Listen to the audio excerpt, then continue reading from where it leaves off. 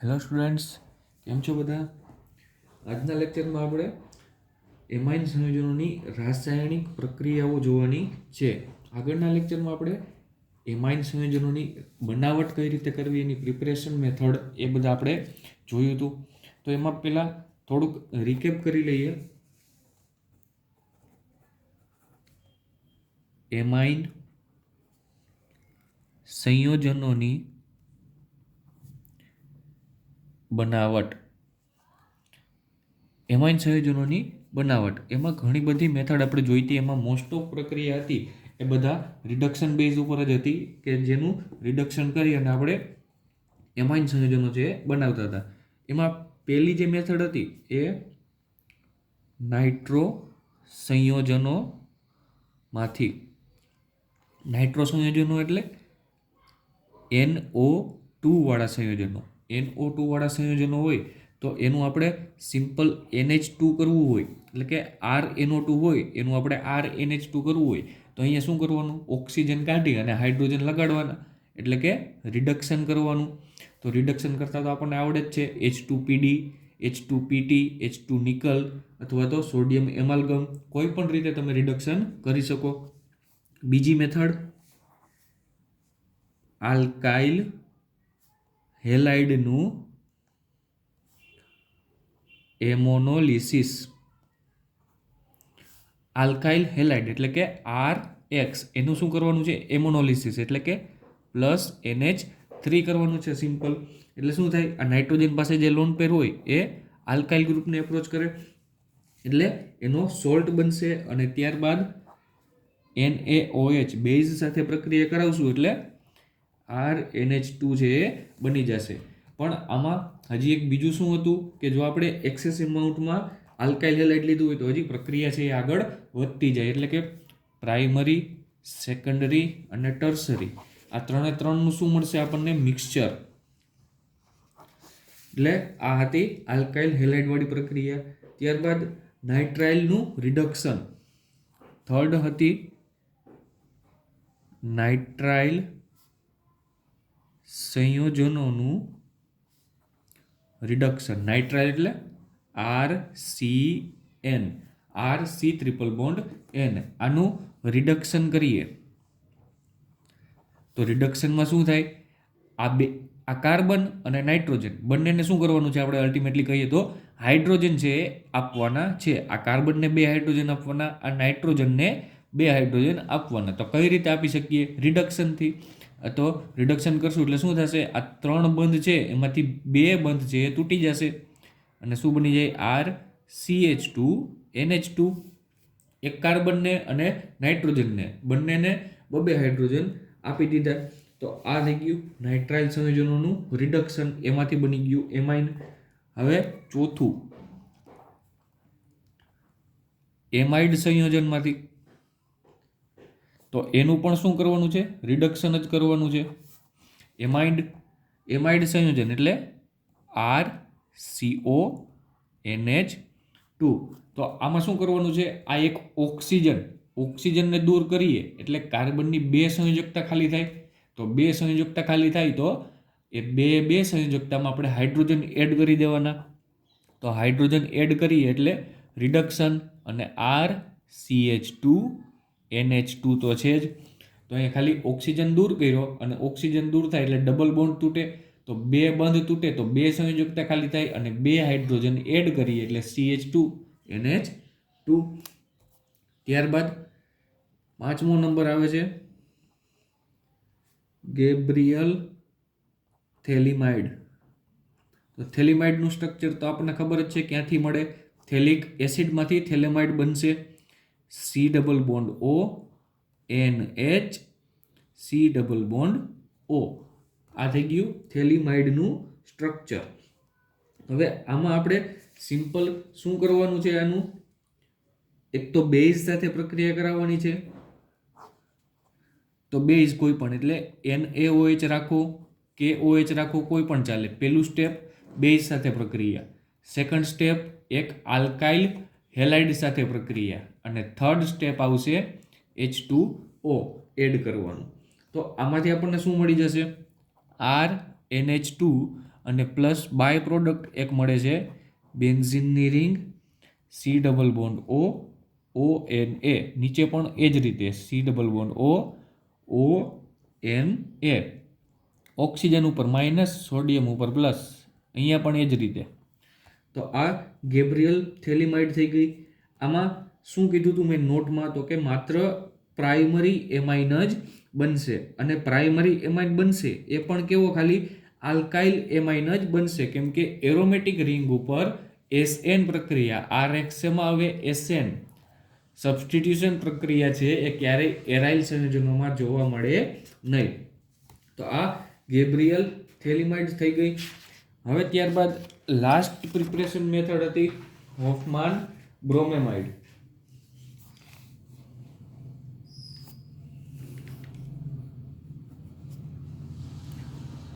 Hofmann બ્રોમેમાઇડ વિઘટન પ્રક્રિયા. તો સિમ્પલ નામ ઉપરથી ખબર પડે, બ્રોમેમાઇડ એટલે bromine plus amide.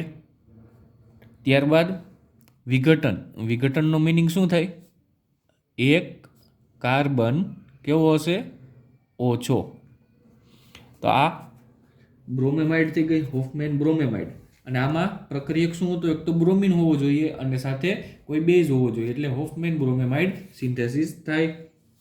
Bromine plus amide. Amide લઈએ પહેલા RCONH2. આ એમાઇડ થઈ ગયું, એની સાથે એડ કરવાનું છે બ્રોમિન Br2, અને સાથે કોઈ એક બેઝ એટલે કે NaOH. તો આમાં નિપજ છે એ ઘણી બધી મળશે. એક તો એમાઇન બનશે RNH2 plus Na2CO3 plus NaBr plus H2O. આટલી નિપજ મળે છે. અને આમાં એક વસ્તુ યાદ રાખવાની છે કે આ Br2 છે એનો માત્ર એક જ મોલ લેવાનો. એક્સેસમાં Br2 લેશો તો નિપજ બદલી જશે, એટલે એક જ મોલ આપણે લેવાનો છે Br2 નો. એટલે એક્ઝામ્પલ જો આમાં તમને બીજું કોઈ એક્ઝામ્પલ આપે આરની જગ્યાએ કે ભાઈ CH3CONH2, આ શું થયું? એમાઇડ થયું. એની સાથે રિએક્શન કરવાની છે તમારે Br2 અને NaOH. તો આ બે વસ્તુ દેખાય એટલે હંમેશા યાદ રાખવાનું કે હોફમેન બ્રોમેમાઇડ થાય છે. અને એક કાર્બન ઓછો કરી અને એમાઇન બનાવી નાખવાનો. તો એક કાર્બન ઓછો થઈ જાય તો આ C double bond O group છે એ આખું કેન્સલ આઉટ થઈ જાય. તો CH3NH2 આ આપણી નિપજ મળી ગઈ. સિમ્પલ જ યાદ રાખવાનું છે ખાલી, જ્યારે Br2 અને કોઈ એક બેઝ આપેલો હોય ત્યારે હોફમેન બ્રોમેમાઇડ યાદ આવવું જોઈએ. હવે આની ક્રિયાવિધિ જોઈ લઈએ ફટાફટ. તો ક્રિયાવિધિમાં Br2 નો એક જ મોલેક્યુલ અહીંયા લેવાનો છે. તો પહેલાં તો સ્ટાર્ટ કરીએ એમાઇડથી. તો આ એમાઇડનું સ્ટ્રક્ચર RC≡ONH2. RCONH2. પહેલાં તો આપણે બેઝ સાથે પ્રક્રિયા કરાવવાની છે NaOH. તો આ NaOH છે એમાં જે OH છે એની ઉપર શું હશે? ઋણ વીજભાર હશે, અને સોડિયમ ઉપર છે એ ધન વીજભાર હશે. હવે આ OH માઇનસ છે એ OH માઇનસ હંમેશા કોને ગોતતો હોય? H પ્લસને ગોતતો હોય. તો H પ્લસ આ બધામાંથી ક્યાં છે? તો કે અહીંયા નાઇટ્રોજન પાસે 2 હાઇડ્રોજન છે. તો આ OH માઇનસ શું કરે? સીધે સીધો આ હાઇડ્રોજન પાસે જાય અને આ હાઇડ્રોજનને લેતો જાય અને બહાર શું કાઢી નાખે? H2O. આટલી વસ્તુ ક્લિયર થઈ. હવે બાકીનું જે વધે છે એ આપણે લખી નાખીએ RC≡ONH. આટલી વસ્તુ વધી. નાઇટ્રોજન ઉપર સંયોજકતા એની કેટલી છે? નાઇટ્રોજનની 2 જ સંયોજકતા વધી. તો એ નાઇટ્રોજન ઉપર આવશે ઋણ વીજભાર, કેમ કે એની 2 જ સંયોજકતા વધી. અને પછી હવે વાત આવે છે બ્રોમિનને એડ કરવાની, Br2. તો જેવો જો બ્રોમિનનો મોલેક્યુલ છે ને એ કંઈક આવો હશે. જો આ Br, આ Br2 થઈ ગયું. બે બ્રોમિનને અલગ અલગ લખ્યા છે. હવે આમાં કંઈક થાય છે એવું ઇન્ટરેસ્ટિંગ વાત થાય છે. જોજો, પહેલાં તો આ જ્યારે બ્રોમિન છે આનાથી દૂર હશે ત્યારે આના ઉપર કોઈ અસર હશે નહીં, પણ જેમ જેમ આની નજીક આવશે, નાઇટ્રોજનની જેમ જેમ નજીક આવતો જશે એમ બ્રોમિન છે કે જે બ્રોમિન આ નાઇટ્રોજન ઉપર એટેચ થવાનો છે, એટલે કે એની સૌથી વધારે નજીક હશે, એ આંશિક ધન વીજભારિત થઈ જશે.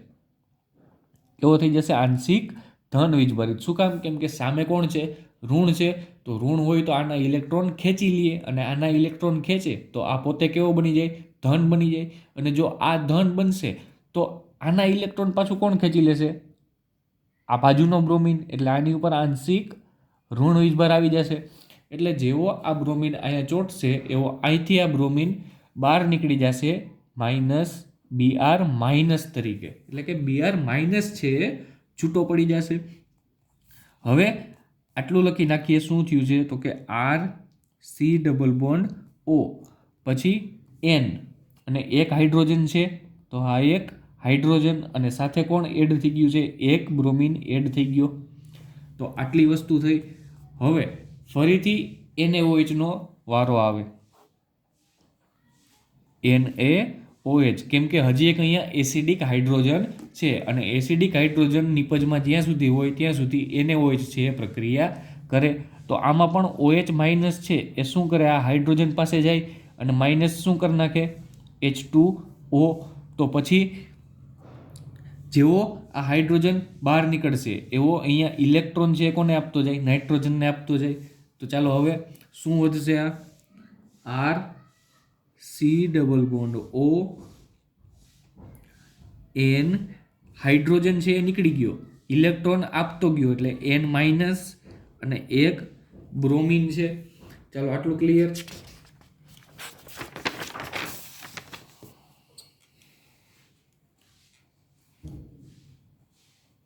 ચાલો હવે જો લાસ્ટમાં આપણે શું વધ્યું હતું?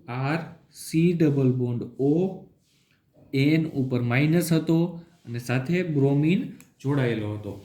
તો હવે આમાં શું થાય છે? જો અહીંયા નાઇટ્રોજન ઉપર ઋણ વીજભાર છે તો નાઇટ્રોજન શું કરે? અહીંયા બાજુના બંધ ઉપર એક બીજો બંધ છે એ મૂકી દઈએ, એટલે કે એના ઇલેક્ટ્રોન મૂકશે એટલે અહીંયા ડબલ બોન્ડ થઈ જશે.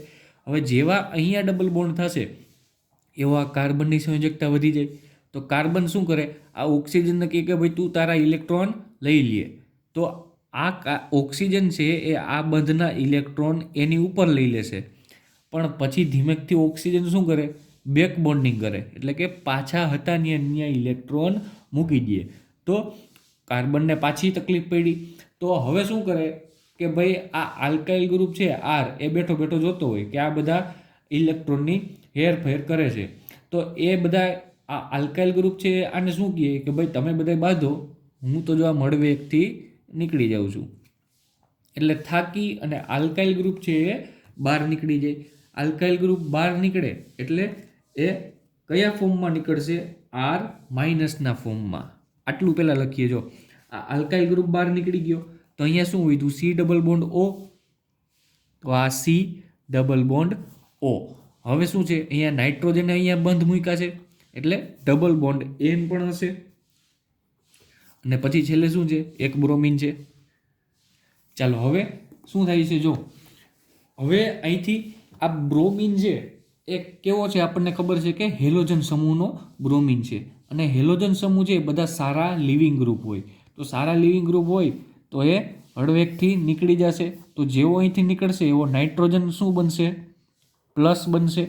અને પ્લસ બને કેમ કે બ્રોમિન છે એના ઇલેક્ટ્રોન હારે લેતો જાય, એટલા માટે નાઇટ્રોજન કેવો બનશે? ધન વીજભારિત બનશે. અને જેવો આ પ્લસ બનશે એવો અહીંથી કોણ નીકળ્યું હતું? R- નીકળો હતો. તો R- સીધો ક્યાં આવી જશે? નાઇટ્રોજન પાસે.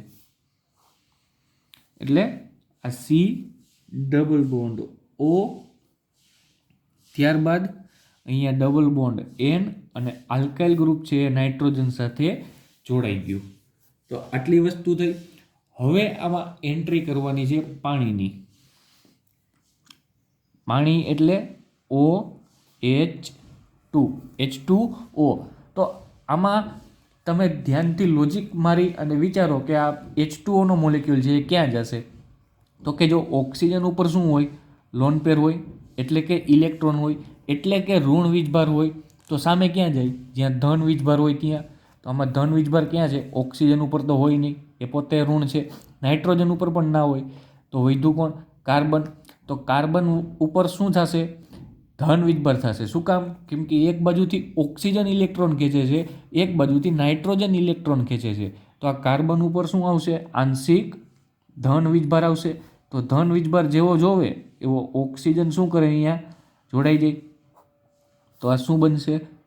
કાર્બન. અને જેવો અહીંયા પ્લસ ઓક્સિજન જેવો અહીંયા જોડાશે એવો નાઇટ્રોજન છે એ એના ઇલેક્ટ્રોન પાછા ખેંચી લેશે. એટલે કે કાર્બન ડબલ બોન્ડ ઓક્સિજન, એની સાથે કોણ જોડાણું?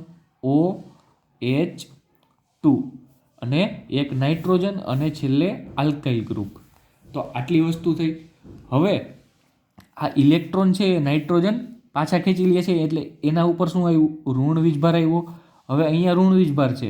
અને બીજું કે ઓક્સિજન ઉપર 3 સંયોજકતા છે. તો શું કરે? આ એક હાઇડ્રોજનને ધક્કો મારી દે તો આ હાઇડ્રોજન નીકળશે એટલે H+ નીકળશે. તો H+ છે એ ક્યાં જતો રહેશે? આ નાઇટ્રોજન પાસે, કેમ કે એ કેવો છે? માઇનસ છે.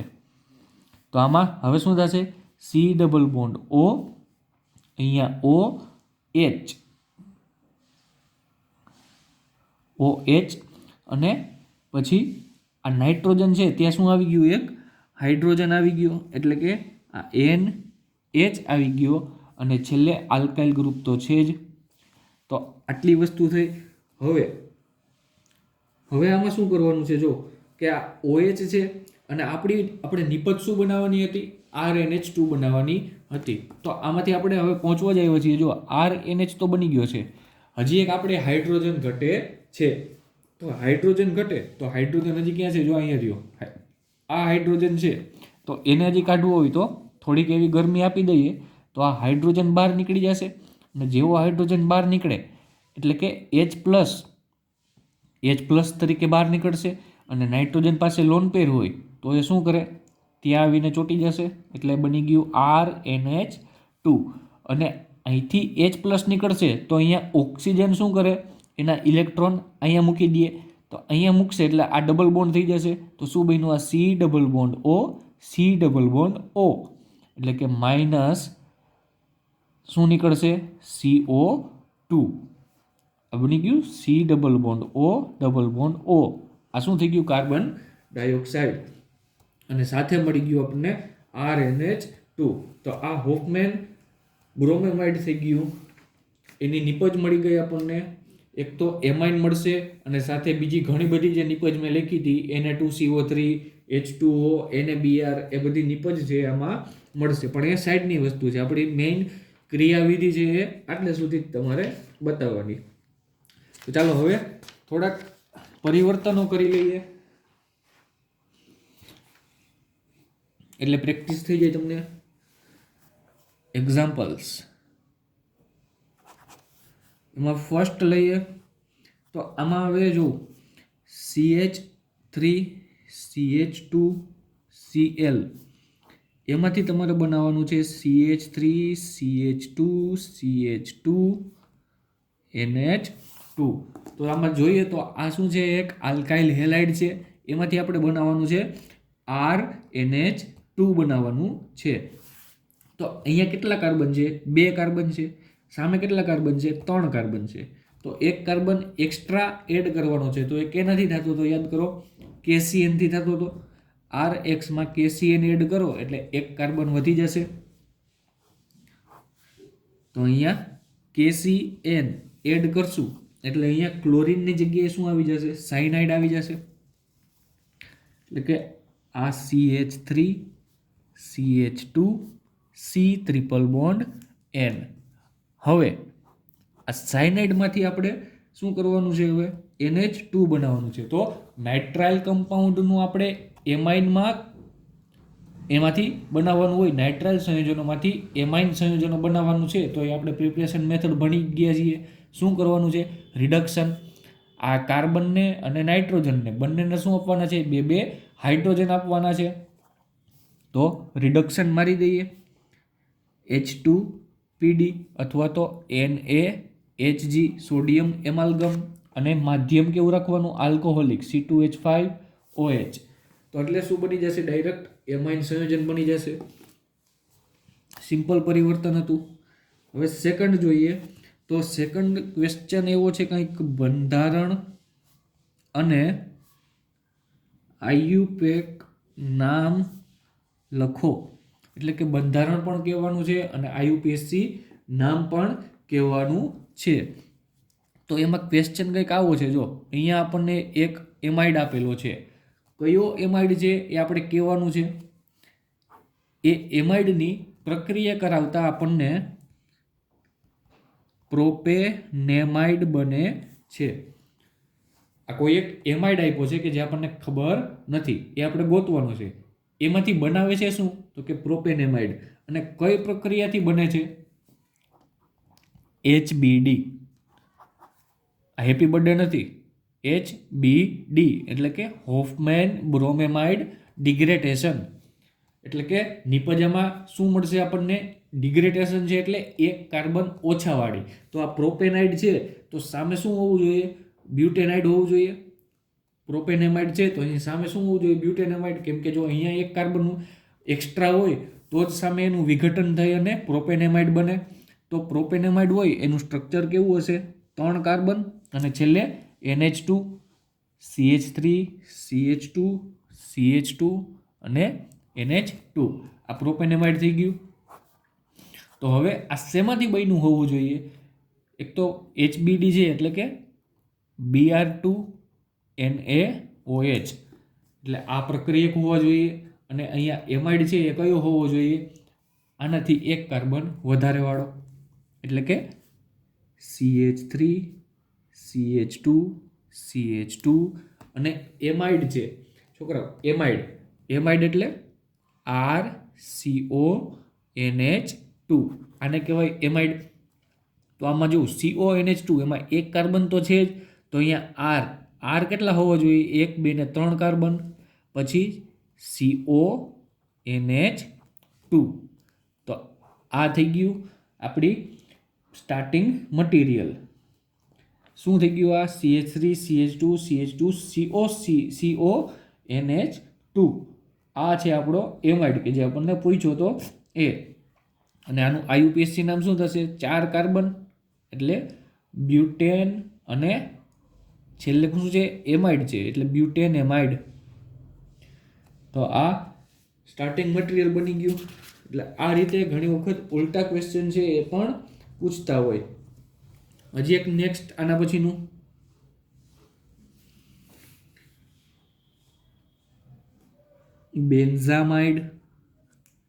બેન્ઝામાઇડમાંથી બનાવવાનું છે ક્વેશ્ચન માર્ક. અને એ પણ HBD માંથી. એટલે કે બેન્ઝામાઇડ ઉપર આપણે શું કરવાનું છે? HBD, Hofmann bromamide degradation. પહેલાં તો બેન્ઝામાઇડ કેવું હોય એ તો ખબર હોવી જોઈએ ને આપણને.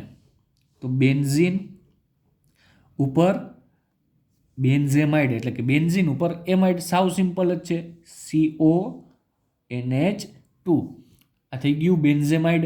હવે આનું શું કરવાનું છે? HBD એટલે કે Br2NaOH. આ પ્રક્રિયક છે એ શેનો છે? હોફમેન બ્રોમેમાઇડ ડિગ્રેડેશનનો. અને ડિગ્રેડેશન આવે એટલે શું કરવાનું? એક કાર્બન ઓછો કરી નાખવાનો. તો આ C ડબલ બોન્ડ છે એ ગાયબ. તો શું મળી ગયું? આ NH2. બેન્ઝીન ઉપર NH2 એટલે કે એનિલીન મળી ગયું. એટલે આ પરિવર્તન પણ કમ્પ્લીટ. હવે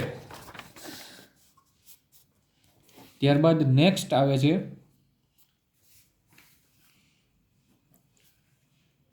બેન્ઝીન માંથી બનાવવાનું છે એનિલીન. બેન્ઝીન માંથી એનિલીન.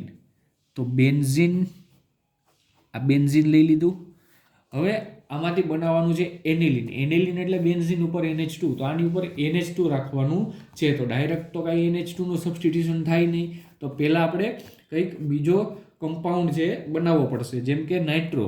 તો નાઇટ્રોબેન્ઝીન, આમાં જો નાઇટ્રો ગ્રુપ એડ કરી દઈએ તો નાઇટ્રો ગ્રુપનું ફરી પછી રિડક્શન કરી દેશું એટલે એનિલીન બની જશે. અને નાઇટ્રો ગ્રુપનું એડિશન કરતાં આપણને આવડે જ છે HNO3 + H2SO4. એટલે આમાં HNO3 H2SO4 એડ કરી દઈએ એટલે બની જશે બેન્ઝીન ઉપર NO2. નાઇટ્રોબેન્ઝીન થઈ ગયું. હવે સિમ્પલ ખાલી આનું શું કરવાનું છે? રિડક્શન. તો રિડક્શન કરવું તો શેનાથી કરવું? Fe પ્લસ HCl કરો, SN પ્લસ HCl કરો, PdH2 કરો કે PtH2 કરો, NiH2 કરો, કોઈ પણ H2 કરો, રિડક્શન થવું જોઈએ. તો એટલે આ એનિલીન બની ગયું. 2 ઓક્સિજન ગયા, 2 હાઇડ્રોજન આવી ગયા. સિમ્પલ બની ગયું. હવે આપણે સ્ટાર્ટ કરીએ છીએ રાસાયણિક પ્રક્રિયાઓ. આ બધા પરિવર્તનો એક્ઝામ્પલ થઈ ગયા બધા. ત્યારબાદ હવે આવે છે રાસાયણિક પ્રક્રિયાઓ. શેની રાસાયણિક પ્રક્રિયાઓ ભણીએ છીએ આપણે? એમાઇન સંયોજનોની. એ તો પછી ખબર હોવી જોઈએ. એમાઇન સંયોજનોની રાસાયણિક પ્રક્રિયાઓ. તો એ પ્રક્રિયાઓ હવે સ્ટાર્ટ કરીએ એ પહેલાં થોડીક બેઝિક માહિતી આપણે એની મેળવી લઈએ કે ભાઈ આપણે આમાં કરવાનું છે શું. તો કે જો પહેલાં રાસાયણિક પ્રક્રિયાઓ એમાઇન સંયોજનોની છે. તો એમાઇન સંયોજનો હોય તો એમાઇન સંયોજનો આપણને ખબર છે કે ભાઈ 3 પ્રકારના એમાઇન સંયોજનો હોય છે. એના રાસાયણિક સૂત્રો જો લખીએ આપણે તો એક પહેલું છે RNH2. ત્યારબાદ બીજું આવે છે RNHR અને થર્ડ આવે છે RNRR. આ 3 કેવા છે? એમાઇન જ છે. આ પ્રાઇમરી છે, આ સેકન્ડરી છે અને આ ટર્સરી છે. આ કેવું છે? આ પ્રાઇમરી એમાઇન, આ સેકન્ડરી એમાઇન અને આ ટર્સરી એમાઇન. હવે આમાં જોઈએ કે આપણે 3માં અલગ શું છે અને સરખું શું છે. તો કે પહેલાં 3માં નાઇટ્રોજન તો છે જ અને બીજું કે આ નાઇટ્રોજન પાસે લોન પેર પણ છે. બધા જ નાઇટ્રોજન પાસે શું હશે? Lone pair. કેમ કે જો અહીંયા 1, 2 ને 3 બંધ બન્યા તો 1 લોન પેર હોવી જોઈએ. અહીંયા પણ 1, 2 અને 3 બંધ બન્યા તો 1 લોન પેર હોવી જોઈએ. અહીંયા 1, 2 અને 3 બંધ તો 1 લોન પેર. ટોટલ 4 હોવા જોઈએ. એટલે 3 પાસે શું છે? એક લોન પેર છે. હવે આ લોન પેર છે તો એ સરખી વસ્તુ થઈ. હવે ડિફરન્સ શું છે બધામાં એ જોઈએ.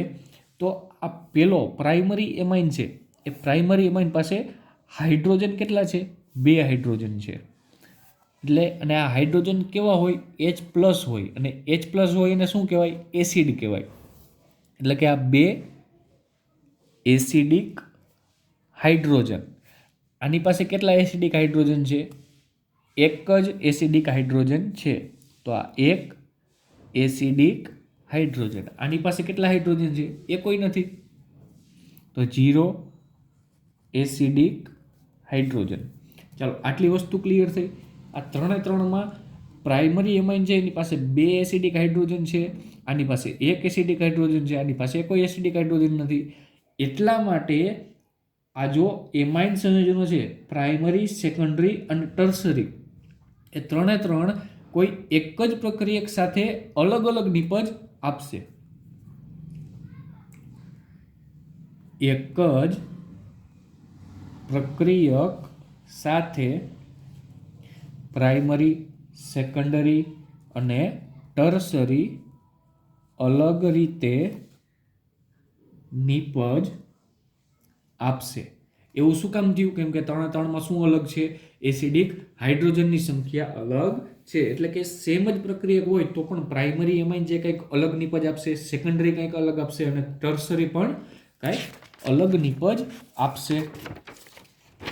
હવે ત્યારબાદ બીજું વાક્ય તમારે એ યાદ રાખવાનું છે કે જે 3 એમાઇન હતા પ્રાઇમરી, સેકન્ડરી અને ટર્સરી એમાં એમાઇન સંયોજનો છે એમાં એસિડિક હાઇડ્રોજન અને લોન પેર એના લીધે જે કંઈ રાસાયણિક પ્રક્રિયાઓ થાય છે. એટલે કે જે આપણે આ રાસાયણિક પ્રક્રિયાઓ ભણીએ છીએ એ શેના લીધે થાય છે? તો કે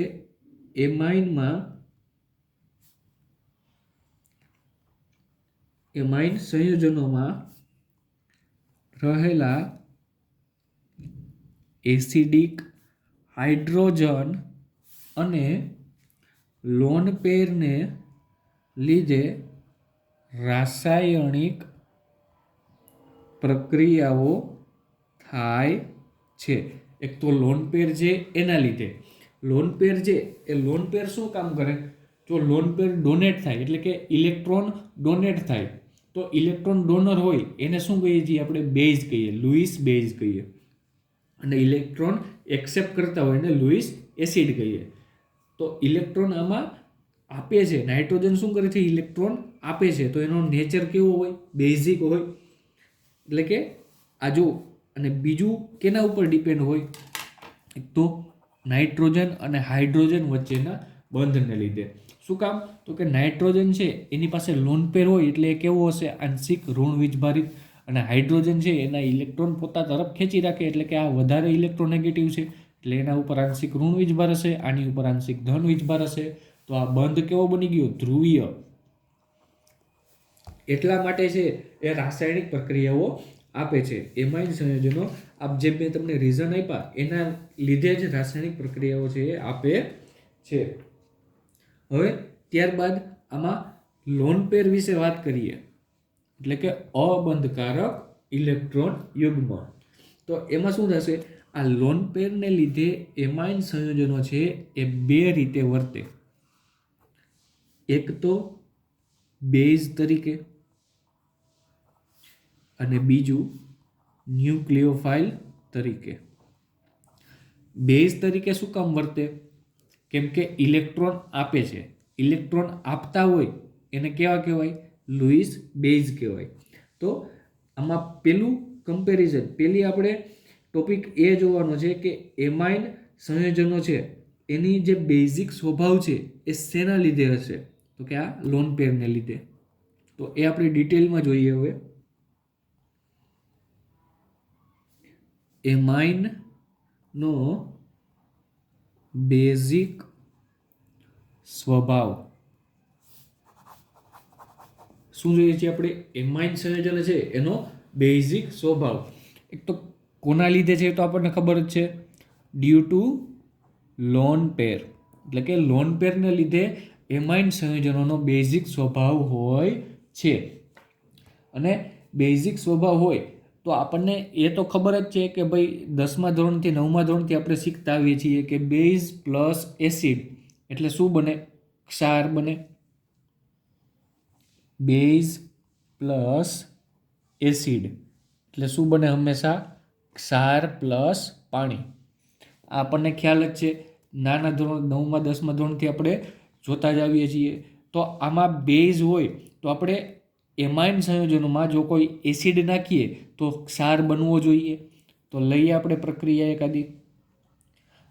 RNH2 એની પાસે એક લોન પેર નાઇટ્રોજન પાસે, અને એમાં આપણે કોઈ એક મિનરલ એસિડ નાખી દઈએ એટલે કે HX. તો અહીંયા એક્સની જગ્યાએ HCl આવી જાય, HBr આવી જાય, HI આવી જાય. આ બધા કેવા હોય? મિનરલ એસિડ કહેવાય, પ્યોર એસિડ. એટલે અહીંયા એક્સ એટલે કે હેલોજન, એ તો ખ્યાલ જ છે તમને. તો આમાં હવે શું થાય? તો કે આ લોન પેર છે એ લોન પેર કોને એટ્રેક્ટ કરે? હાઇડ્રોજનને. તો આ હાઇડ્રોજનને એટ્રેક્ટ કરશે તો અહીંયા NH2 છે અને એક હાઇડ્રોજન આ આવે એટલે શું થઈ ગયું? RNH3 બની ગયું. RNH3 અને પછી નાઇટ્રોજન કેવો બનશે? પોઝિટિવ, કેમ કે એની સંયોજકતા વધી જશે અને સાથે X માઇનસ. તો આ બની ગયો ક્ષાર. હવે આ ક્ષાર બન્યો. હવે એવું જરૂરી નથી કે અહીંયા આલ્કાઇલ જ હોવો જોઈએ, અહીંયા બેન્ઝીનની રિંગ પણ આવી શકે. એટલે કે આ બેન્ઝીન ઉપર NH2.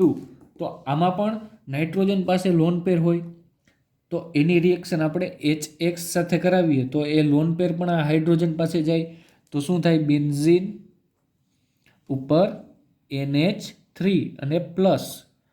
તો આ ક્ષાર બન્યો આમાં અને X માઇનસ. એટલે અને આને કેવો ક્ષાર કહેવાય? એનિલિનિયમ ક્ષાર કહેવાય. એનિલિનિયમ ક્ષાર. એનિલિનિયમ ક્ષાર, એનિલિન અને એનો ક્ષાર એટલે એનિલિનિયમ ક્ષાર. તો આ રિએક્શન થઈ ગઈ બેઝ પ્લસ એસિડ એટલે ક્ષાર બન્યો.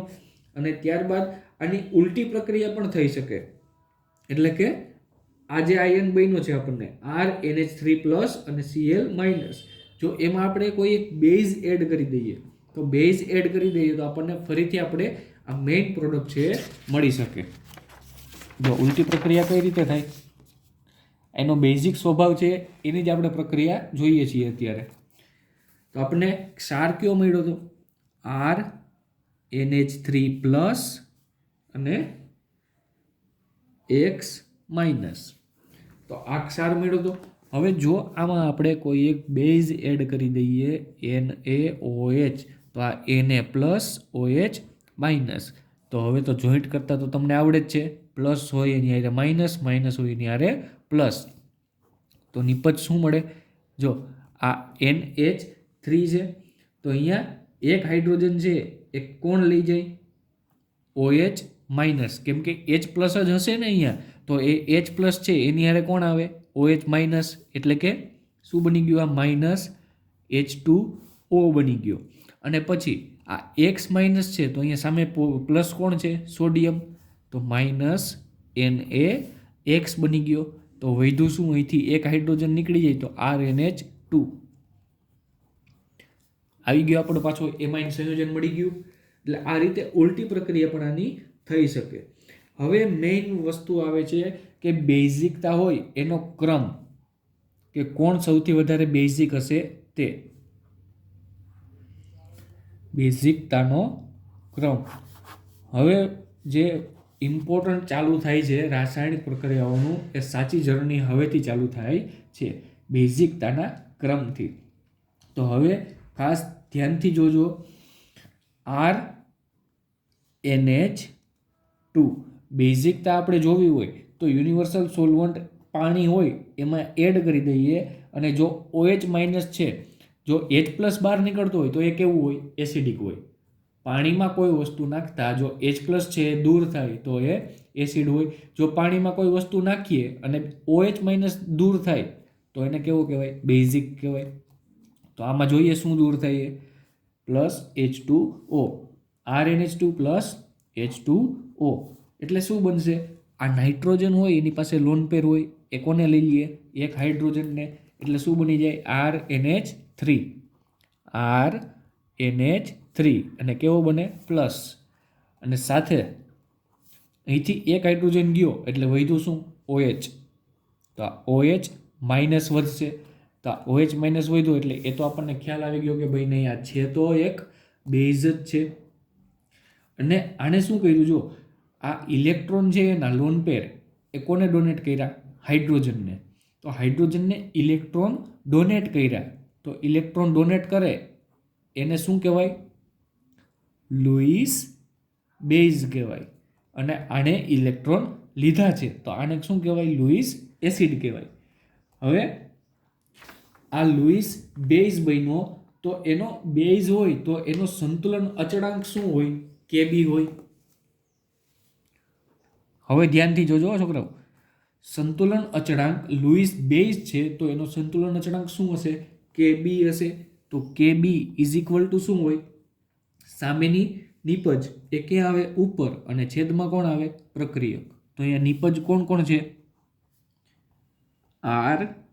RNH3 પ્લસ, અને બીજું શું છે, OH માઇનસ. તો આ ઉપર આવશે અને છેદમાં શું આવે, RNH2, RNH2. H2O લખો કે ના લખો કંઈ ફેર પડે નહીં. જો બુકમાં લખ્યું હોય અહીંયા H2O તો એને પછી ઉપાડીને અહીંયા રાખી દીધું હોય, કેમ કે એનું કોન્સ્ટન્ટ જ હોય. એટલે આપણે મેઇન આમાં જોવાનું છે શું, આટલી વસ્તુ જોવાની છે. તો આ આપણને આટલું જોઈએ તો આમાં શું આઈડિયો આવે છે કે જો અહીંયા Kb છે અને એની એક્ઝેક્ટ સામે શું છે, OH માઇનસ. અને આપણને ખબર છે બેઝિસિટી હોય એટલે કે બેઝિકતા હોય કોઈ પણની, એ શેના ઉપર ડિપેન્ડ કરે, OH માઇનસ ઉપર. જો એસિડિકતા હોય તો શેના ઉપર ડિપેન્ડ કરે, H પ્લસ ઉપર. તો આમાં આપણે શું જોવાનું છે, OH માઇનસ જોવાનું છે. તો સિમ્પલ વસ્તુ કહું કે અહીંયા Kb છે, એ Kb જો આપણે વધારવો હોય એટલે કે બેઝિકતા, આને એક બીજા શબ્દોમાં કહી દઈએ તો બેઝિકતા, જો બેઝિકતા વધારવી હોય તો અહીંયા શું વધારવું પડે, OH માઇનસ. તો OH માઇનસ વધે એટલે બેઝિકતા વધે એટલી વસ્તુ ખ્યાલ થઈ. આ કે બી જો વધે તો OH માઇનસ છે એ પણ વધે એટલે કે બેઝિકતા વધે. હવે કેબી અને પીકેબી આ બેનો કેવો હોય? ઉલટો રિલેશન હોય. એટલે કે જો આ વધતું હોય ને તો આ ઘટે. જો કેબી છે એ વધે તો પીકેબી એટલે શું થાય એ તો ખ્યાલ છે ને? PKb is equal to log K b. તો લોગ કે બી એટલે આ એની ટૂંકમાં લોગ શું કામ લેવામાં આવે? કેમ કે એક્યુરેટ વેલ્યુ ફાઇન્ડ આઉટ કરવા માટે. તો આપણે એક્ઝામમાં જ્યારે ક્વેશ્ચન આવતો હશે ત્યારે મોસ્ટ ઓફલી આપણને પીકેબીની જ વેલ્યુ આપેલી હશે. એટલે આપણે યાદ શું રાખવાનું? જો પીકેબીની વેલ્યુ ઓછી હોય તો બેઝિકતા શું હોય? વધારે હોય. એટલે આ ઓછું હોય તો બેઝિકતા કેવી હશે? વધારે હશે. આ વસ્તુ આપણે યાદ રાખવાની છે. જો પીકેબી એની વેલ્યુ ઓછી હોય તો બેઝિકતા કેવી હશે? વધારે હશે. આ બેઝિકતાનો ક્રમ થઈ ગયો. આપણે શું આમાં યાદ રાખવાનું છે? ખાલી કે આટલું આપણે ગણતરી કરી એમાં જો કેબીની વેલ્યુ આપી હોય તો એ તો સિમ્પલ જ છે. જો વધે તો બેઝિકતા પણ વધે. પણ જો પીકેબીની વેલ્યુ આપી હોય તો એનું ઉલટું થઈ જશે. એટલે કે જો પીકેબી છે એ ઘટશે તો બેઝિકતા વધશે. કે જેનું પીકેબીનું મૂલ્ય ઓછું હોય એની બેઝિકતા શું હશે? વધારે હશે. હવે આપણે કમ્પેરિઝન કરીએ. કમ્પેરિઝનમાં બે વસ્તુ આપણને આપેલી છે. એક તો આલ્કાઇલ એમાઇન અને બીજું એરાઇલ એમાઇન. તેમાં પહેલી કમ્પેરિઝન આપણે કરીએ ammonia versus alkyl amine. Comparison કરવાની છે કોણ વધારે બેઝિક હશે, એમોનિયા કે પછી આલ્કાઇલ એમાઇન. બે છે તો બેઝિક જ, પણ વધારે કોણ છે એ આપણે જોવાનું છે. તો ચાલો જોઈએ. એમોનિયા એટલે NH3 વર્સિસ RNH2. આ એમાઇન આલ્કાઇલ એમાઇન એટલે શું થાય? RNH2. તો આ બંનેમાં આપણે જોવાનું છે કે ભાઈ વધારે બેઝિક છે એ કોણ છે. તો એમાં જીતી જાય છે આલ્કાઇલ એમાઇન. આ છે કેવું છે? વધારે બેઝિક છે. તો એમણમ તો આપણે કંઈ માની ન લઈએ કે આમાં લખી નાખવું એટલે આ વધારે બેઝિક છે એટલે કંઈ બની થોડોક જવાનું છે. શું કામ વધારે બેઝિક છે એ તો ખ્યાલ હોવો જોઈએ ને. તો એક્સપેરિમેન્ટલી આની વેલ્યુ છે એમોનિયાની પીકેબી વેલ્યુ છે એ આપણને 4.75 મળે છે. પીકેબી વેલ્યુ કેટલી મળે છે? 4.75. અને આલ્કાઇલ એમાઇન એની પીકેબી વેલ્યુ છે એ 3.75 થી લઈ અને 4.22 સુધી મળે છે. આ જો આ તમને પીકેબી વેલ્યુ હમણાં તમને કહેતો હતો ને બેઝિકતાનો ક્રમ, એ અત્યારે જો આવી. જો આમાં પીકેબી વેલ્યુ અને બેઝિકતા એ બંનેમાં ડિફરન્સ શું હતો? બંનેમાં શું રિલેશન હતું? તો કે જો પીકેબી છે એ વધે તો બેઝિકતા ઘટે. તો આમાં વધારે કોની છે પીકેબી વેલ્યુ? તો કે એમોનિયાની. તો આની બેઝિકતા કેવી હોય? ઓછી હોય. આની પીકેબી વેલ્યુ ઓછી છે તો બેઝિકતા કેવી હશે? વધારે હશે. હવે આમાં આટલી વેરિએશન શું કામ આવ્યું? 3.75 થી લઈ અને 4.22 સુધી. એવું શું કામ થયું? તો કે આલ્કાઇલ એમાઇન હોય, આલ્કાઇલ એમાઇન એમાં 3 ટાઈપ હશે: પ્રાઇમરી, સેકન્ડરી અને ટર્સરી. એટલે આ 3 કીધું છે આપણને. આ 3ની વેલ્યુ છે એ કેટલી હશે? આની વધારે હશે. 3.75 થી લઈ અને 4.22. એટલે કે આની મેક્સિમમ કેટલી છે? 4.22. એ પણ આના કરતાં તો ઓછી જ છે ને. એટલે આ છે એ જીતી જાય છે આલ્કાઇલ એમાઇન. એની બેઝિકતા કેવી છે? આના કરતાં વધારે. એટલે કે એમોનિયાની બેઝિકતા છે એ ઓછી હોય આલ્કાઇલ એમાઇન કરતાં. આલ્કાઇલ એમાઇન કરતાં એમોનિયાની બેઝિકતા છે એ કેવી હશે? ઓછી હશે. હવે એવું થાય છે શું કામ? તો એ જોઈએ, બેયના સ્ટ્રક્ચર દોરીએ એટલે આપણને હજી કંઈક આઈડિયા આવશે. આ તો એક્સપેરિમેન્ટલી પ્રૂવ થયું. હવે આપણે થિયોરી બેઝ જોઈએ. તો એમાં આ એમોનિયા છે એનું સ્ટ્રક્ચર કેવું હશે? જો, આ નાઇટ્રોજન અને 3 હાઇડ્રોજન આવી રીતે હોય. એક શું હશે? લોન પેર હશે. તો આ 3 હાઇડ્રોજન થયું. હવે આલ્કાઇલ એમાઇનનું જોઈએ. તો આ નાઇટ્રોજન પહેલાં તો આપણે પ્રાઇમરી જ જોઈએ તોય આઈડિયા આવી જશે.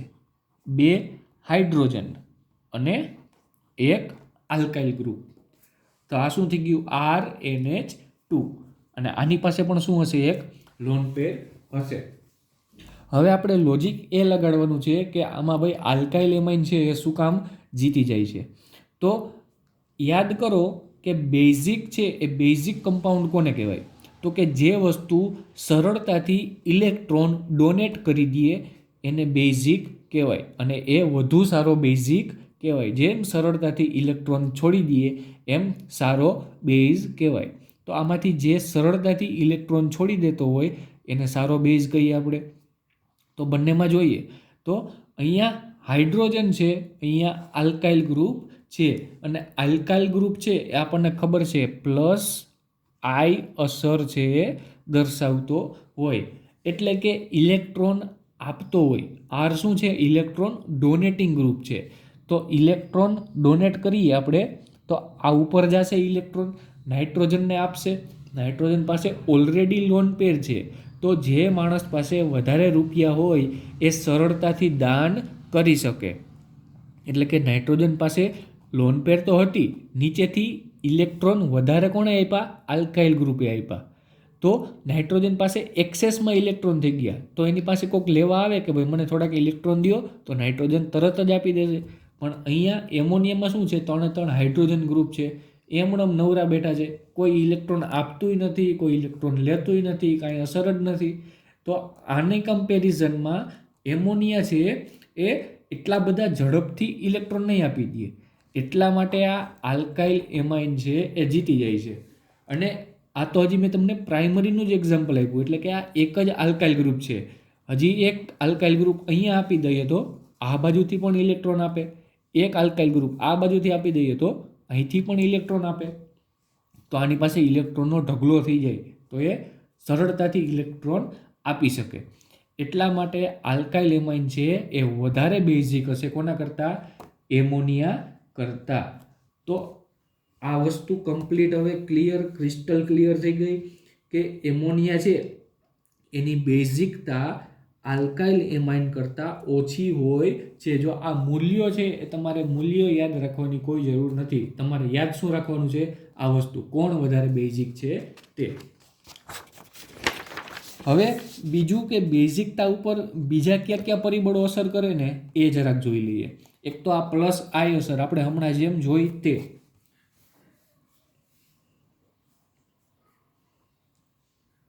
બેઝિકતાને અસર કરતા પરિબળો. આ બધું તમે નોટ બનાવજો, આ તમને ટેક્સ્ટ બુકમાં ક્યાંય જોવા નહીં મળે, અને એમાંથી જ વાંચશો તો બધું ઉપરથી જ જશે. એટલે આ જે લખાવું છું એ બધું તમે તમારી રીતે નોટ ડાઉન કરતા રહેજો. એમાં હવે જોઈએ બેઝિકતાને અસર કરતા પરિબળો. તો એમાં ફર્સ્ટ તો આપણે શું જોયું? પ્લસ આઈ અસર જોઈ. તો પ્લસ આઈ અસર પ્રાઇમરીમાં એક આલ્કાઇલ ગ્રુપ પ્લસ આઈ દર્શાવે, સેકન્ડરીમાં 2 આલ્કાઇલ ગ્રુપ પ્લસ આઈ દર્શાવે, અને ટર્સરીમાં 3 આલ્કાઇલ ગ્રુપ છે પ્લસ આઈ દર્શાવે. તો શું આપણને ખ્યાલ આવશે કે જો પ્લસ આઈ અસર વધે તો બેઝિકતા વધે. સિમ્પલ જ છે, જેટલા આલ્કાઇલ ગ્રુપ વધારે એટલા ઇલેક્ટ્રોન ડોનેટિંગ ગ્રુપ વધારે, તો એટલી જ બેઝિકતા એની શું થશે? વધારે થતી જશે. એટલે કે જો આવી રીતે આ RNH2 આ પ્રાઇમરી થયું, ત્યારબાદ RNH આ સેકન્ડરી થયું, RNR આ ટર્સરી થયું. તો આમાં એક જ આલ્કાઇલ ગ્રુપ છે એ ઇલેક્ટ્રોન આપે છે. ત્યારબાદ આમાં જોઈએ તો આમાં કેટલા આપે છે? એક આ આલ્કાઇલ ગ્રુપ આપે છે એક આ નીચેનો આલ્કાઇલ ગ્રુપ આપે છે, તો આ 2 આલ્કાઇલ ગ્રુપ પ્લસ આઈ દર્શાવે. આમાં આ એક બાજુથી આવ્યા, આ બીજી બાજુથી આવ્યા, આ ત્રીજી બાજુથી આવ્યા, બધી બાજુથી ઇલેક્ટ્રોન આવે છે. તો આમાં બેઝિકતાનો ક્રમ કોણ વધારે થશે બેઝિક? તો કે આ ટર્સરી, એટલે કે આ ટર્સરી, ત્યારબાદ સેકન્ડરી અને ત્યારબાદ પ્રાઇમરી. ચાલો, આ કોના હિસાબે ક્રમ આવ્યો? પ્લસ આઈ અસરને કારણે જે ક્રમ આવ્યો એ કયો આવ્યો? પહેલા ટર્સરી, પછી સેકન્ડરી અને પછી છેલ્લે પ્રાઇમરી. તો આ એનો ક્રમ થઈ ગયો બેઝિકતાનો. તો આને હું છે ને સ્ટાર આપી દઉં છું, 1 2 3. આ 3 સ્ટાર વાળો છે એ તમે યાદ રાખજો. પ્લસ આઈ અસર વાળા પરિબળ હતું એમાં કયો ક્રમ આવ્યો? ટર્સરી, સેકન્ડરી અને પ્રાઇમરી. એટલે કે જે ટર્સરી ગ્રુપ હતું, ટર્સરી એમાઇન, એની બેઝિકતા સૌથી વધારે, ત્યારબાદ સેકન્ડરીની અને પછી પ્રાઇમરીની સૌથી ઓછી બેઝિકતા. તો આ ક્રમ છે એ યાદ રાખજો. હવે આપણે બીજું પરિબળ જોઈએ છીએ. આ હું તમને આગળ પૂછીશ પાછો આનો ક્રમ શું હતો એ. હવે બીજું પરિબળ એ છે દ્રાવક યોજન, એટલે કે સોલ્વેશન. તો સોલ્વેશન શબ્દ આવે તો આપણા મગજમાં શું આવે કે ભાઈ આમાં કંઈક સોલ્યુશનને લગતું હોય, અને જો સોલ્યુશનને લગતું હોય તો એમાં યુનિવર્સલ સોલ્વન્ટ વોટર એટલે કે H2O માં જ દ્રાવ્ય કરવાનું થશે. તો RNH2 પ્લસ H2O, અને આ જે છે સોલ્વેશન એટલે કે દ્રાવક યોજન, આ આપણને શેના માટે થાય છે? એક્વસ ફેઝ માટે, એટલે કે પ્રવાહી લિક્વિડ જે સ્વરૂપ હશે એના માટે આ દ્રાવક યોજન છે એ યુઝફુલ છે. અને આ પ્લસ આઈ અસર છે એ ગેસિયસ ફેઝ માટે છે. ગેસિયસ ફેઝ એટલે કે વાયુ અવસ્થા માટે પ્લસ આઈ અસર, અને લિક્વિડ સ્ટેટ માટે કઈ અસર આવશે? દ્રાવક યોજન પરિબળ. તો હવે આમાં જોઈએ કે આ તો આપણે ઘણી બધી વાર રિએક્શન જોઈ લીધી. નાઇટ્રોજન પાસે લોન પેર હોય એ હાઇડ્રોજન પાસે જાય અને RNH3 પ્લસ બનશે. તો હવે આ જે ધન આયન બન્યો, આ ઉપર પ્લસ ચાર્જ છે એટલે આને શું કહીએ આપણે? ધન આયન. હવે આપણે આમાં જો બેઝિકતા વધારવી હોય અને પ્લસમાં શું આવશે? OH minus. તો આમાં બેઝિકતા ક્યારે વધારે થશે? તો કે જ્યારે આ ધન આયન છે એને આપણે પકડી રાખીએ, આમ પકડી રાખીએ તો એ આ OH માઇનસ છે એ OH માઇનસ હારે ફરીથી પ્રક્રિયા નહીં કરે. જો આને આપણે છૂટો મૂકી દઈશું તો આ શું કરે? આની હારે પાછો પ્રક્રિયા કરી લેશે અને ઉલટી પ્રક્રિયા કરી અને પાછું શું આપી દેશે? RNH2 આપી દેશે. એટલે આપણે જો આમાં એ બેઝિકતા છે એ વધારવી હોય તો આ RNH3 પ્લસ જે બન્યો એ કેવો હોવો જોઈએ? સ્થાયી હોવો જોઈએ. તો ધન આયન સ્થાયી હોવો જોઈએ. જો ધન આયન સ્થાયી નહીં હોય તો એ ફરીથી OH માઇનસ સાથે પ્રક્રિયા કરશે અને પ્રક્રિયા કરી અને પાછું RNH2 આપી દેશે. તો આપણે હતા ને એમની આવી જશું. એટલે જો જેમ આ ધન આયન છે એ વધારે સ્થાયી હશે તેમ તેમ આપણને સારા બેઝ છે મળશે. આ યાદ રાખજો. પ્લસ આઈ વાળું શું હતું? ટર્સરી, સેકન્ડરી અને પ્રાઇમરી.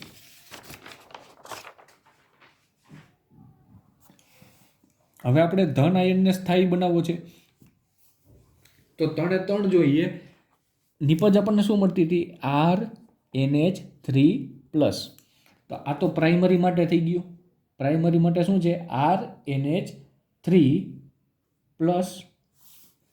તો એ દોરીએ પ્રાઇમરીનું જો RNH3. તો આવું થયું. અને કેવું છે આ? પ્લસ. તો આ કેવું થયું? પ્રાઇમરી. હવે સેકન્ડરી. સેકન્ડરીમાં શું હોય? 2 આલ્કાઇલ ગ્રુપ હશે, RNH2, એક હાઇડ્રોજન ઓછો અને એક આલ્કાઇલ ગ્રુપ વધારે. હવે ટર્સરીમાં RN, R, R અને H. આ શું થઈ ગયું? ટર્સરી. આ પણ કેવો હશે? પ્લસ. અહીંયા પણ પ્લસ. તો હવે આ શું થઈ ગયું? એના બધાય બંધારણ થઈ ગયા કે જે નિપજ મળશે આપણને પ્રાઇમરી એમાઇન, સેકન્ડરી એમાઇન અને ટર્સરી એમાઇનમાં જો આપણે પાણી નાખશું તો આપણને આ 3 નિપજ મળશે. પ્રાઇમરીમાં આ મળશે, સેકન્ડરીમાં આ મળશે અને ટર્સરીમાં આ મળશે. તો આ 3 નિપજ થઈ ગઈ. હવે આપણે શું જોવાનું છે કે આમાં જ્યારે આપણે પાણી નાખીએ છીએ ત્યારે પાણીમાં જે ઓક્સિજન હશે એ ક્યાં અપ્રોચ થાય? ઓક્સિજન છે એ હંમેશા પ્લસ ઉપર એટલે કે હાઇડ્રોજન ઉપર એટેચ થશે. તો અને બીજી વસ્તુ એ કે જો અહીંયા લખું છું, કોઈ પણ વસ્તુ છે એ સ્થાયી કઈ બને તો કે એમાં જો એનર્જી છે એટલે કે એની જે ઉર્જા છે એ ઉર્જા બધી બહાર નીકળી જાય પછી કોઈ વસ્તુ છે એ સ્થાયી બને.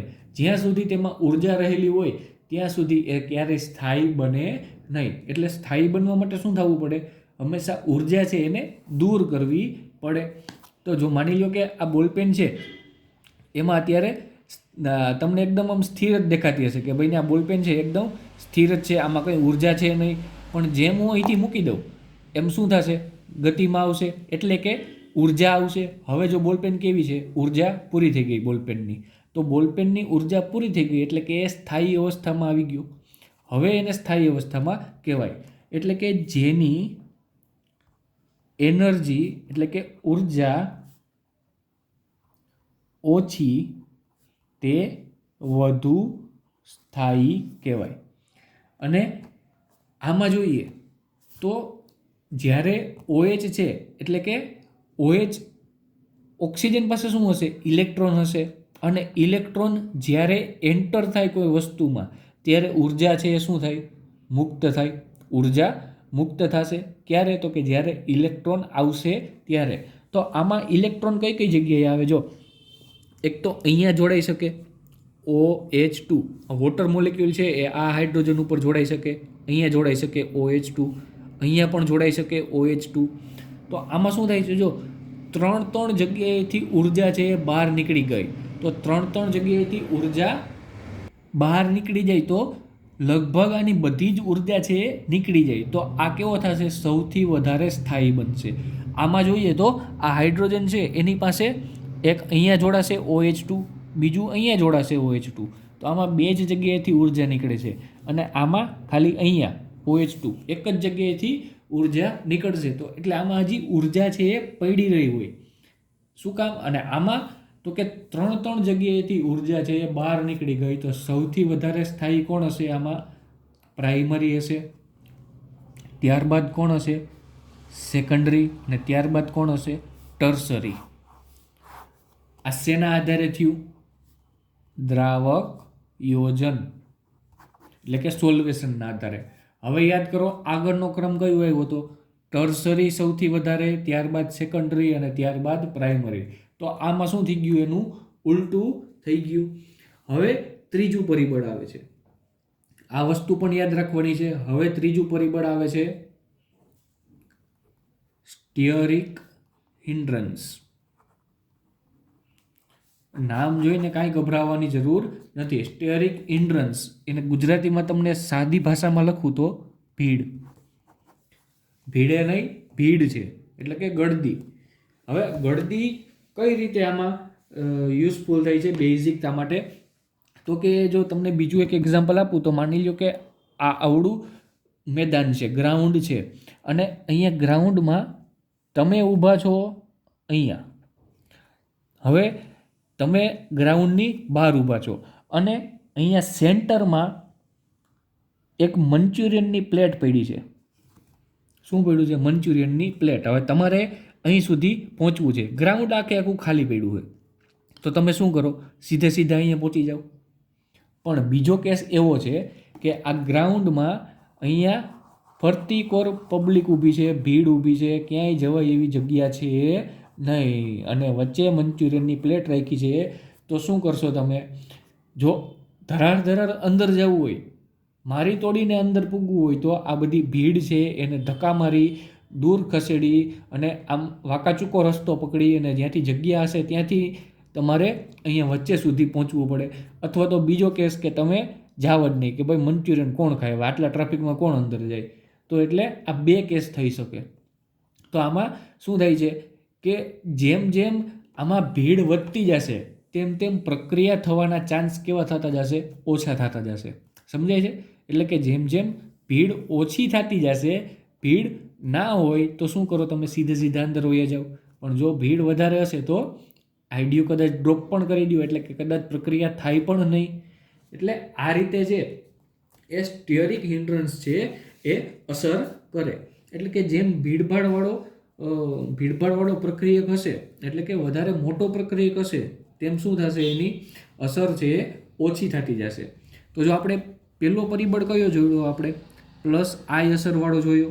તો પ્લસ આઈ અસરવાળો જોયો, એમાં પાછળ લખું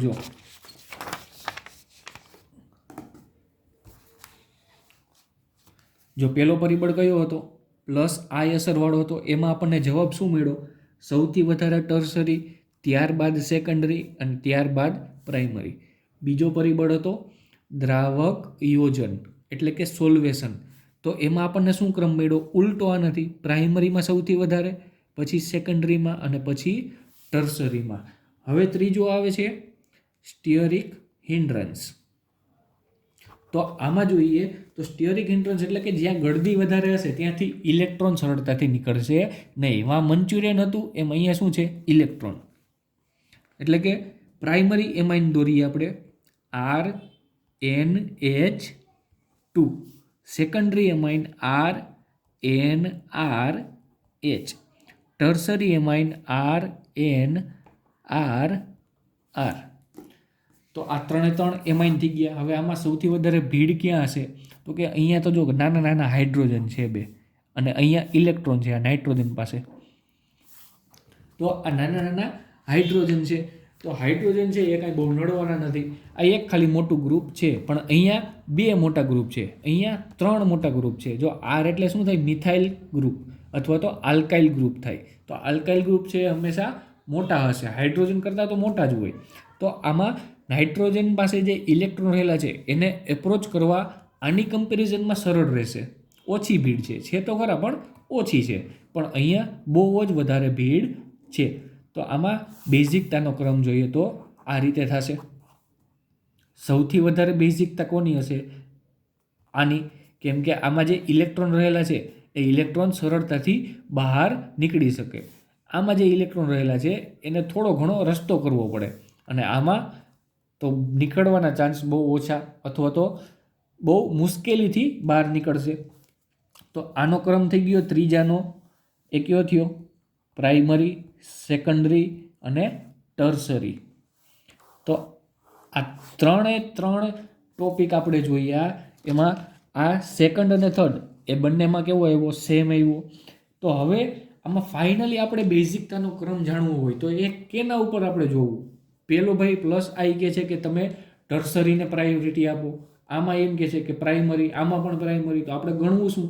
તો કે 3માં એક વસ્તુ કોમન છે. જો સેકન્ડરી છે એ એનું સ્થાન બદલતો નથી, તો સેકન્ડરીને આપણે પ્રાયોરિટી આપશું. એ આપણે હજી તમને શોર્ટ ટ્રીક કહીશ આની, ત્યારે હું તમને હજી કહીશ.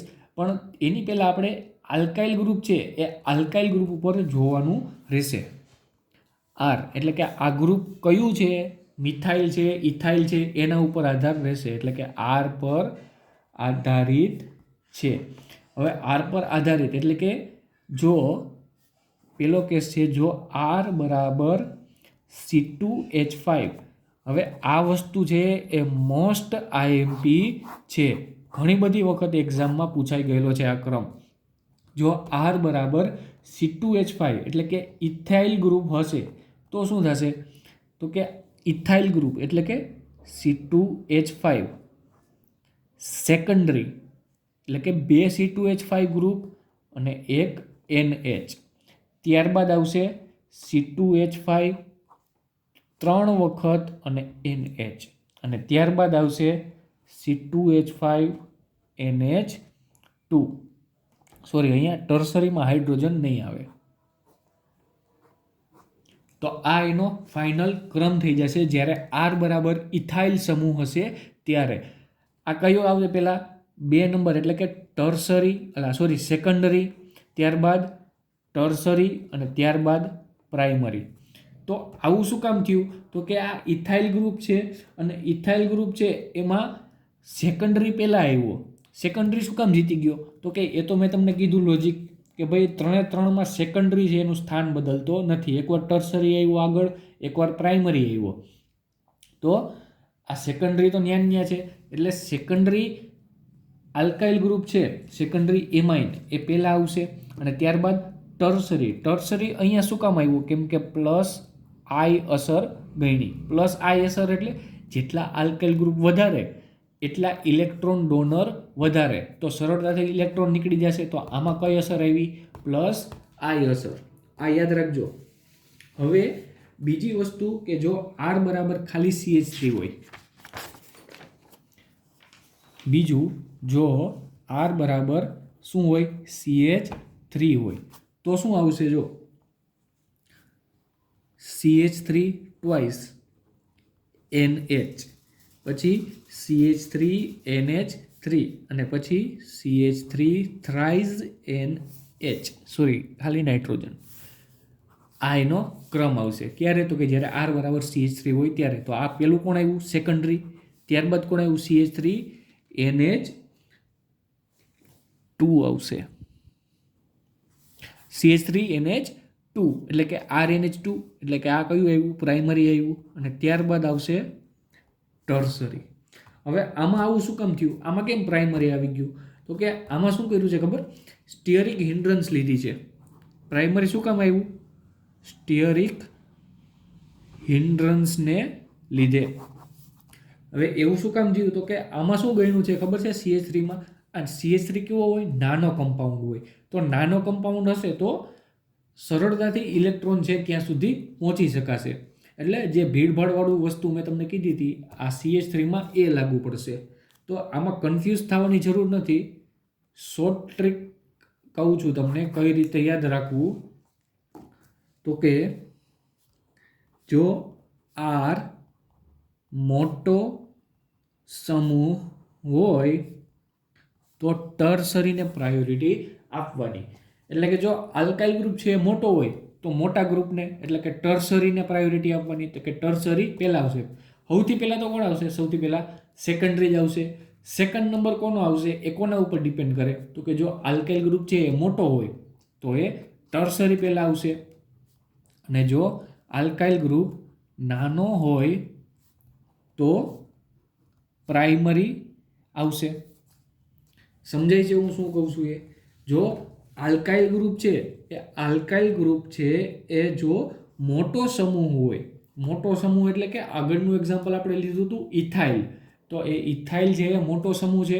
તો એમાં પ્રાયોરિટી કોને આપી હતી? આપણને અહીંયા સેકન્ડમાં ટર્સરીને આપી હતી. પહેલાં તો સેકન્ડરી હતો, દ્વિતીયક, ત્યારબાદ કોણ આવ્યું? તૃતીયક હતો. ઇથાઇલમાં કહું છું તો એમાં તૃતીયક, અને છેલ્લે કોણ હતો? પ્રાથમિક હતો. એ ક્યારે હતો? તો કે જ્યારે મોટો સમૂહ હોય ત્યારે. તો મોટો સમૂહ હોય ત્યારે પ્રાયોરિટી કોને આપવાની? તૃતીયકને. હવે આમાં જો નાનો સમૂહ હોય તો પ્રાઇમરી પહેલાં આવશે. તો આમાં પ્રાઇમરી પહેલાં આવ્યો અને પછી આવ્યો ટર્સરી. તો આ એની શોર્ટ ટ્રીક થઈ ગઈ. તો આજના લેક્ચરમાં હવે આટલું ઇનફ છે. હવે આવતા લેક્ચરમાં આપણે નેક્સ્ટ કમ્પેરિઝન કરશું એરાઇલ સંયોજનો અને એમોનિયાનું. તો આજના લેક્ચરમાં આટલું રાખીએ. ઇમ્પોર્ટન્ટ છે, યાદ રાખજો. આ છોકરાઓ આ છે ને આ ઘણી બધી વખત એક્ઝામમાં પૂછાઈ ગયેલું છે, એટલે ધ્યાનથી જોજો, લખીને વાંચજો એટલે યાદ રહી જશે. તો આજના લેક્ચરમાં આટલું રાખીએ.